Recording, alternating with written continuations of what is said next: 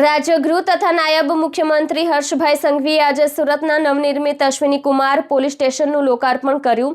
આ લોકાર્પણ સાથે સુરત શહેરમાં પોલીસ સ્ટેશનોની સંખ્યા 41 થઈ ગઈ છે।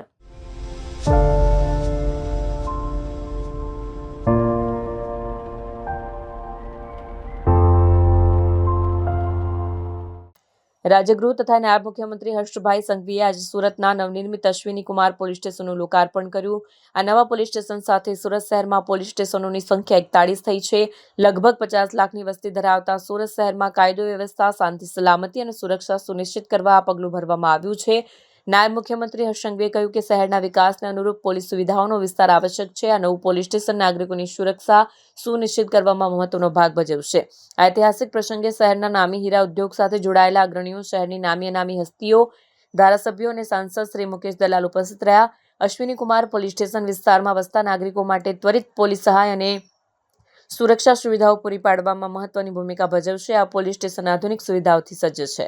તે પહેલાથી વેપાર કરે, પરંતુ આજે સૌએ તમે લોકોએ દર્શન જે કર્યા, આ દર્શન તમને ક્યારેય ભૂતકાળની અંદર નહીં થયા હશે। તેરા તુજકો અર્પણના માધ્યમથી જેનો રાત દિવસ મહેનત કરીને જેની બચત હોય, જે વ્યક્તિએ પોતાના દીકરા દીકરી માટે કોઈક સોનું ખરીદ્યું હોય, કોઈકે વેપારના માધ્યમથી હજારો લોકોને રોજગારી આપી હોય, એવા વેપારીઓને આર્થિક રીતે કોઈ નુકસાન ના થાય તે માટે તેરા તુજકો અર્પણ કાર્યક્રમ ચાલુ કરવામાં આવ્યો છે। અને તેરા તુજકો અર્પણ એ શું છે એ આજે આપ સૌ લોકોએ આ દ્રશ્ય તમારી પોતે અહીંયા નજરે જોયા છે।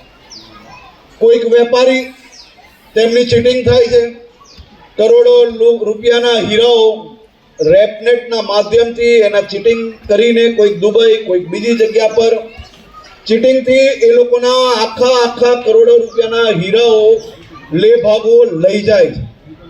આજે આ વેપારીને અહીંયા જ ન્યાય મળે અને આપ સૌની સમક્ષ એની પોતાની કિંમતી વસ્તુઓ એમને હાથમાં આપવામાં આવે।